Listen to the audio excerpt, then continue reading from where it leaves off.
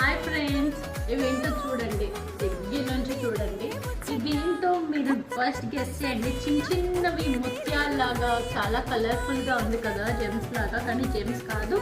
అదేవిధంగా చాలా చిన్న చిన్నవి ఉన్నాయి, స్టోన్స్ అని కానీ లేదంటే ముత్యాలు అని కానీ అనుకుంటారు, కానీ ముత్యాలు కూడా కాదు. బట్ చాలా మందికి ఇవేంటో తెలుసు.